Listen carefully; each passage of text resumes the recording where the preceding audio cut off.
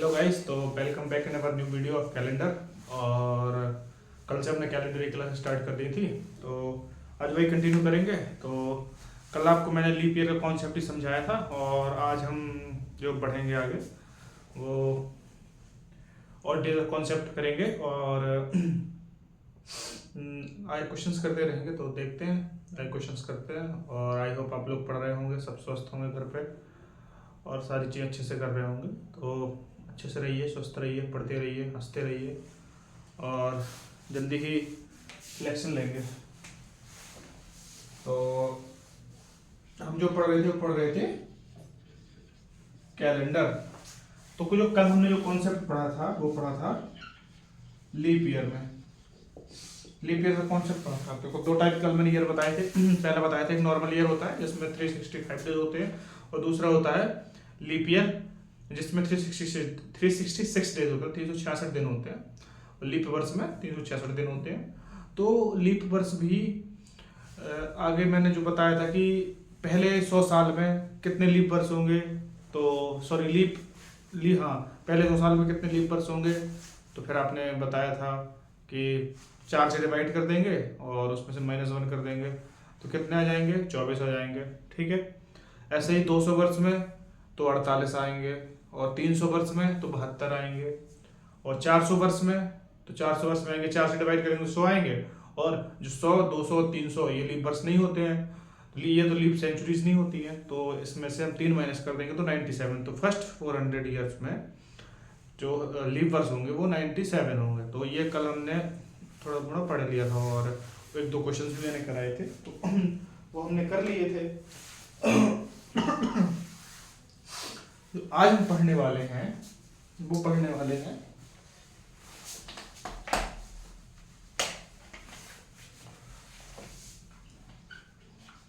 और days concept. ठीक है। और डेज का मतलब ये होता है कि अच्छा मुझे बताओ, एक वीक में कितने दिन होते हैं? 7। ठीक है। तो Monday, Tuesday, Wednesday, Thursday, Friday, Saturday, Sunday. ठीक है। तो ये संडे के बाद फिर क्या आएगा? फिर मंडे आएगा, फिर ट्यूसडे आएगा, फिर वेडनेसडे आएगा। तो जब जो मतलब कैलेंडर में जो पहला दिन होगा, जो पहले दिन का पहला कैलेंडर होगा, जो सब पहले वर्ष का पहला कैलेंडर का पहला दिन होगा, वो कौन सा होगा? मंडे होगा। तो मंडे क्या हो जाएगा? 1। और ट्यूसडे का 2, 3, 4, 5, 6, संडे का 7, फिर मंडे, संडे के बाद फिर मंडे आएगा। मंडे क्या होगा? 8 होगा। फिर ट्यूसडे आएगा, 9 होगा। फिर क्या होगा? वेडनेसडे आएगा तो 10 होगा। तो अभी आपको एक चीज यहाँ ये समझ में आ रही होगी कि जो 1 से 7 तक है ये वीक डेज हैं। ठीक है। ये वीक डेज 7 के संडे के बाद फिर से रिपीट हो रहे हैं। अगर हम इसको 7, इसको हम क्या लिख सकते हैं? 7+1 लिख सकते हैं ना। इसको लिख सकते हैं 7+2 लिख सकते हैं, इसको 7+3 लिख सकते हैं। तो हमें एक चीज ये समझ में आई यहां से कि अगर हम किसी भी नंबर, जैसे हमें निकालना है कि बताता हूं कि हमें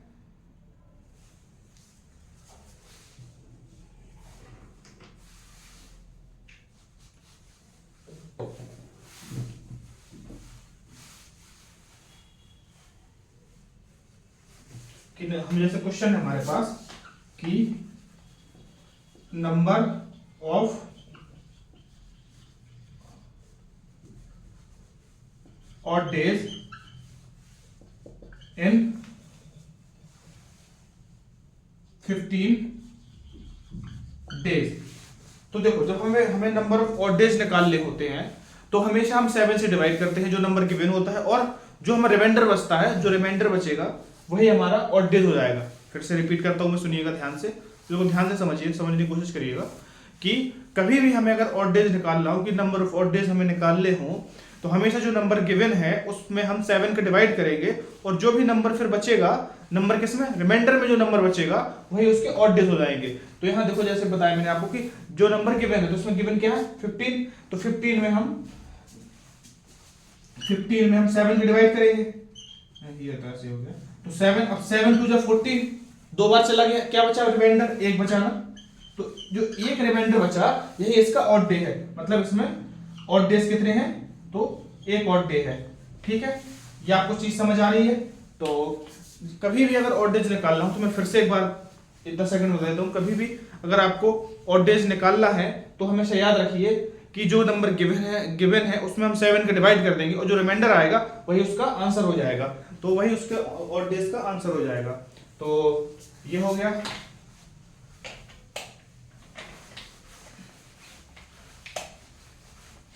अच्छा मुझे आप बताइए कि 23 डेज में कितने 23 डेज में कितने ऑड डेज होंगे, 29 डेज में कितने ऑड डेज होंगे, और 15 वीक्स में कितने ऑड डेज होंगे। विद इन 10 सेकंड बताइए आप।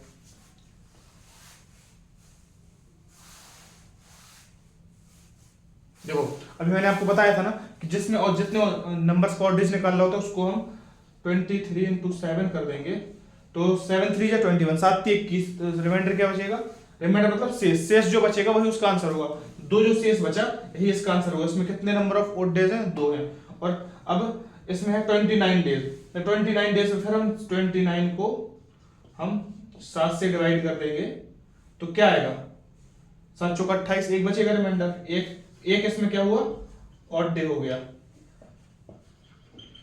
ठीक है, इसमें ये ऑड डे हो गया। तो अब जो इसमें है 50, अब जो तीसरा है वो है 15 वीक्स है। तो 15 वीक्स में जो है आपको बताना पड़ेगा कि देखो यार वीक में कितने डेज होते हैं। अगर कभी भी आपसे पूछे कि 10 वीक्स 20 वीक्स 30 वीक्स में कितने ऑड डेज होंगे, तो उसमें हमेशा 0, क्योंकि वीक हमें 7 डेज का होता है। और जो हम 7 से डिवाइड करते हैं इसलिए करते हैं क्योंकि एक वीक होता है ना, क्योंकि 7 अलग डे होते हैं, 7 के बाद क्या डेज होते हैं, रिपीट होने लगते हैं ना, इसलिए हम 7 से डिवाइड करते हैं। तो 15 वीक्स में कितने होंगे, 0। देखो मैं इसका प्रूफ भी आपको दे देता हूँ। हम यहाँ डेज लिख रहे थे ना, तो 7 से डिवाइड कर रहे थे, यहाँ वीक्स है तो 0। अब देखो अगर हम इसमें डेज में कन्वर्ट करेंगे तो 15 इंटू 7 डिवाइड बाय 15 इंटू 7, तो क्या आएगा, सॉरी, तो कितने कितने डेज आएंगे इसमें, 15 सत्ते 105 डेज हो जाएंगे ना। ठीक है, 105 डेज आएंगे और डिवाइड बाय 7, अगर डिवाइड बाय 7 करेंगे तो कितने बार में चला जाएगा, 15 बार में पूरी तरह चला जाएगा। 15 बार में पूरी तरह जाएगा तो रिमाइंडर 0 आएगा, रिमाइंडर 0 आएगा तो ऑड डेज क्या होंगे, 0 हो जाएंगे, 0 ऑड डेज। तो आपको मेरी बात समझ आ रही है। कभी भी अगर वीक्स में अगर आपको पूछे कि how in 20 weeks how many odd days, 20 में कितने विषम दिन है, या 20 सप्ताह में कितने विषम दिन है, तो 20 सप्ताह में 0, मतलब किसी एक सप्ताह में 0 विषम दिन होते हैं। ठीक है, आपको एक बस एक चीज समझ लीजिए, फिर जितने भी सप्ताह दिए उसको वो 7 से कंप्लीटली डिविजिबल होगा। एक वीक 7 से हमेशा डिविजिबल होगा, क्योंकि उसमें से एक वीक में 7 डेज ही होते हैं। ठीक है, तो अभी अब हम और अभी तो मैंने थोड़ा सा कॉन्सेप्ट समझाया है, अब हम और डेज के क्वेश्चंस करेंगे जिसमें और डेज का यूज होगा, तो उसमें आपको सारे क्वेश्चन बहुत अच्छे से बनेंगे। तो if today is Monday then what will be after 9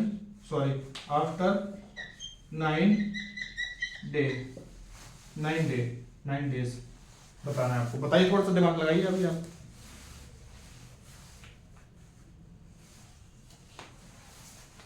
इसको लिखिए, व्हाट डे आएगा यहाँ पे, व्हाट डे। ठीक है,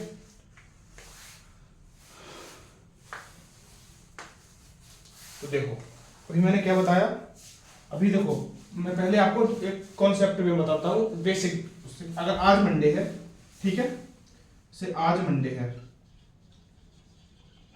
ठीक है, तो कल ट्यूसडे होगा, कल होगा ट्यूसडे। कल देखो अगर हम इसको मान लें एक, आज को एक मान लें, 2 3 4 5 6 7 8वां दिन, 9वां दिन। हमें आफ्टर 9 दिन बताना है, मतलब 10वां दिन बताना है। ठीक है, Monday, Tuesday, Wednesday, Thursday, Friday, Saturday, Sunday, Monday, Tuesday, Wednesday.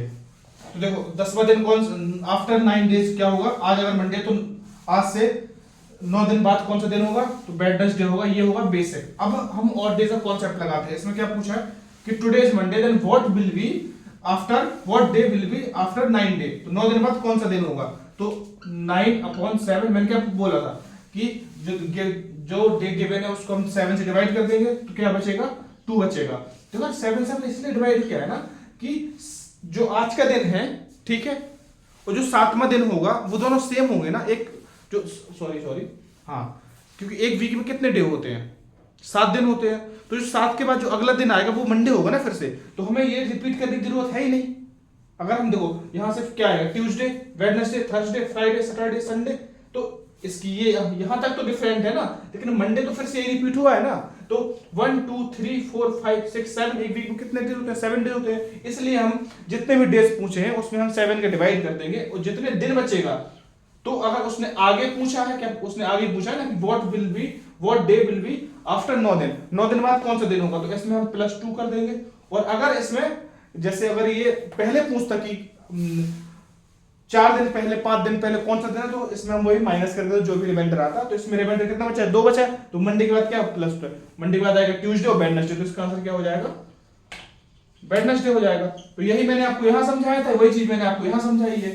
तो थोड़ा सा आप ध्यान रखिए कि और डेज का ये जो मतलब है वो तो मैंने जो आपको पहले बताया था कि 23 डेज में, वो भी एक बेसिक है, लेकिन वो नहीं आएगा क्वेश्चन में आपको ये आ जाएगा।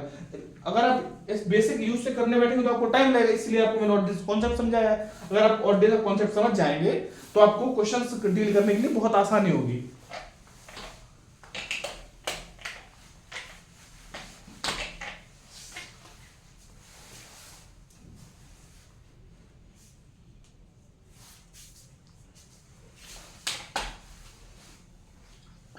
If today is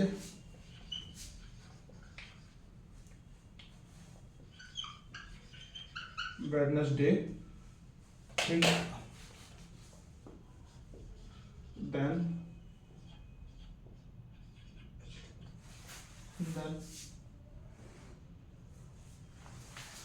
what was day before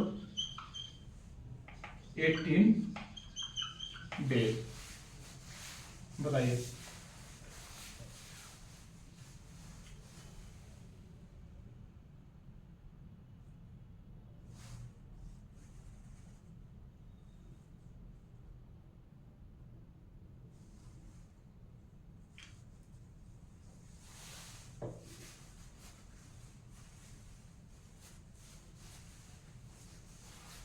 तो इसने क्या पूछा कि अगर आज बुधवार है तो आज से 18वां दिन, 8 से 18 दिन पहले कौन सा दिन था। तो फिर वही करेंगे, क्या करेंगे, 18 डिवाइड बाय 7, रिमाइंडर कितना बचेगा, 7 2 14, 7 2 14, शेष बचा 4। अब देखो ये क्या पूछा है कि पहले मतलब 18 दिन पहले, तो वेडनेसडे में 4 माइनस कर देंगे। तो 4 माइनस करेंगे ना तो क्या आएगा, वेडनेसडे पहले क्या था, ट्यूसडे, फिर मंडे, फिर सैटरडे, फिर संडे। तो इसका आंसर क्या हो जाएगा, संडे। समझ आ रहा है आपको।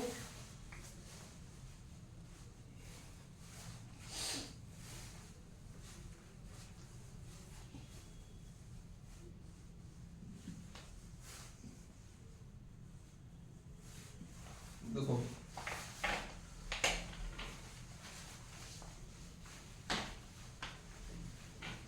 नेक्स्ट क्वेश्चन है, इफ टुडे 2 Feb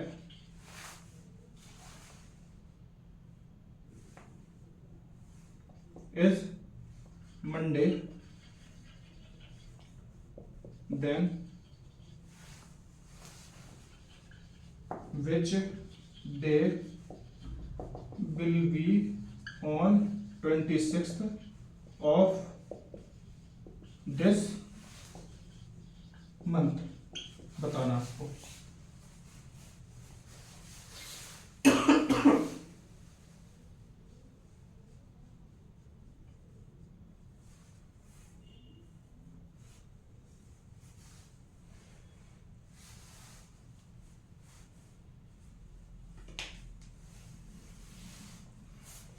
देखो अब ऐसे क्वेश्चंस को डील करने के लिए हमें बताना है कि अगर आज 2 फरवरी है और दिन कौन सा है, सोमवार है, तो which day will be on 26 of this month, तो 26 इसी महीने के 26 तारीख को कौन सा दिन होगा। तो आप ये देखो हम क्या कर रहे हैं कि 26 में पहले हमें निकाल लेने, मतलब बीच के डेज निकाल लेने हैं। तो 26 फेब को हमें बताना है और 2 फेब को कौन सा दिन था, 2 फेब को था, 2 फेब को मंडे था, ठीक है। तो इसमें हम माइनस करेंगे तो कितने पीछे कितने डेज, 24 है, 24 है। अभी 24 हमें बताना है कि how many odd days in 24, 24 upon 7, 7 के 21 मतलब 3। तो आप ये बताओ जो ये 26 तारीख है ये 2 से आगे है ना, तो आगे वाली डेट है तो मंडे में +3 कर देंगे, मंडे में +3 करेंगे तो क्या आएगा, ट्यूसडे, वेडनेसडे, थर्सडे, तो आंसर क्या हो जाएगा आपका थर्सडे। आई होप आप लोगों को ये चीजें समझ में आ रही होंगी कि कभी भी देखो एक डेट पूछे कि आज ये डेट है और आज का दिन ये है, या किसी भी डेट का आज ना बोले, या बोले कि 2 फरवरी को मंडे था, तो उसी तारीख की 26 फरवरी, उसी महीने के 26 फरवरी को कौन सा दिन होगा या था, तो उसमें से हम 20 के डेज कैलकुलेट कर लेंगे, कितने डेज बचे हुए हैं, उसको हम 7 से डिवाइड कर देंगे, 7 से डिवाइड करके जो रिमाइंडर बचेगा उसको हम ऐड या माइनस कर देंगे, तो उस फिर आपका आंसर आ जाएगा। तो आगे बढ़ते हैं।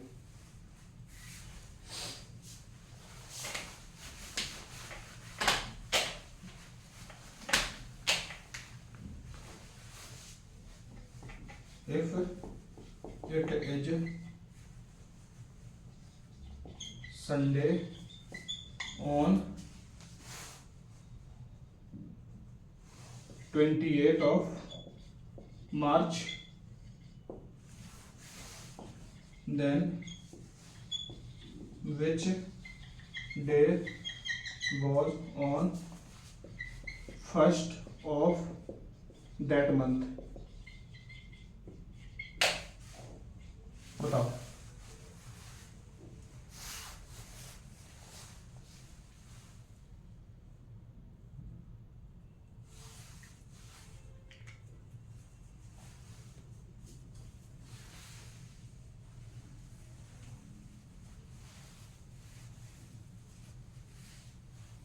तो फिर से बस वही करना है इसमें कि देखो 28 में से 1 घटाएंगे तो 20 के दिन निकल आएंगे, कितने आएंगे 27 दिन, मतलब बीच में 27 दिन है, 27 दिन को हम 7 से डिवाइड करेंगे तो 7 3 21, 7 चौक 28 हो जाएगा, तो इसमें 6 आ जाएगा, ठीक है। ये जो 6 आया है, अब ये बताना है कि जो 28 तारीख को संडे था तो 28 से 1 मतलब पीछे जा रहे हैं, तो पीछे क्या करेंगे, तो 6 इसमें माइनस कर देंगे, तो संडे को जब 6 माइनस करेंगे तो संडे से पहले क्या आएगा, संडे, सैटरडे, फिर फ्राइडे, फिर थर्सडे, फिर वेडनेसडे, फिर ट्यूसडे, फिर मंडे, फिर बताइए हमें। देखो संडे को अगर संडे से 6 दिन पहले कौन सा दिन था, तो संडे के बाद क्या आएगा, सैटरडे, फिर फ्राइडे, फिर थर्सडे, फिर वेडनेसडे, फिर ट्यूसडे, फिर मंडे, तो जो छठवां दिन होगा वो होगा 6वां दिन पहले, इसमें जो पहला दिन था वो मंडे था। समझ रही है आपको, ये बात समझ में आ रही है। तो यही बस ऑड डेज का कॉन्सेप्ट था और ये चीजें आपको समझ में आ रही होंगी। और एक और चलो आपको कॉन्सेप्ट बता देता हूं कि if 3 days before yesterday was Sunday,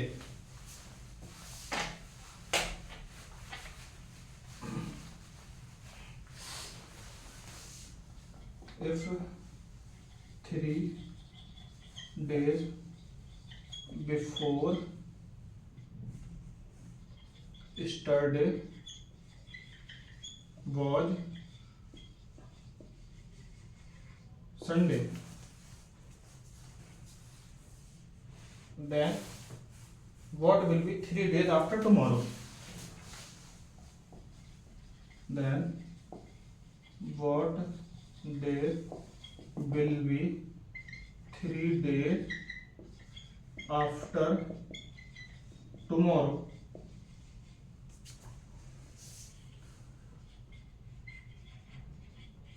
ठीक है, तो आपको बताना है। तो अब मैं यहाँ पे पहले आपको एक कॉन्सेप्ट बताता हूँ कि जब कभी यस्टरडे, टुमारो बोले तो इस टुमारो यस्टरडे में कितने दिन होते हैं? एक दिन होते हैं, ठीक है। जब बोले डे बिफोर यस्टरडे या बोले डे आफ्टर टुमारो, तो इसमें कितने दिन होते हैं? इसमें 2 दिन होते हैं, ठीक है। अगर बोले कल तो 1 दिन और परसों बोले तो कितने दिन हो जाएंगे? तो 2 दिन हो जाएंगे। तो सिंपल सी ये बात है कि कभी भी जब आपको यस्टरडे बोले या टुमारो बोले तो उसमें हम +1 मतलब 1 कर देंगे। टोटल देखो, अब पहले हमें क्या करना पड़ेगा? टोटल डेज निकालने पड़ेंगे, फिर हम उसमें और डेज निकाल सकते हैं। तो देखो 3 हो गए, यस्टरडे में हम क्या करेंगे? 1 कर देंगे, ठीक है। और उसके बाद फिर क्या है? टुमारो में भी 1 कर देंगे, और कुछ तो है नहीं यहाँ पे। तो 3 1 4 1 5 3 8 8/7 मतलब एक और डे है, एक और डे है। तो यस्टरडे हमें बताना 3 दिन, बट मतलब बाद का दिन बताना है हमें। तो जो संडे था, संडे +1 कर देंगे तो क्या आ जाएगा? आ जाएगा मंडे। ये आपका आंसर हो गया। तो आई होप आपको चीजें समझ में आई होंगी। तो कल हम बढ़ेंगे आगे एज की तरफ, मतलब एज कैसे निकालनी होती है, और आप ये क्वेश्चंस को कल घर से करके आइएगा। और ध्यान रखिए अपना, और तब तक पढ़ते रहिए और नोट्स बनाते रहिए। मिलते हैं कल।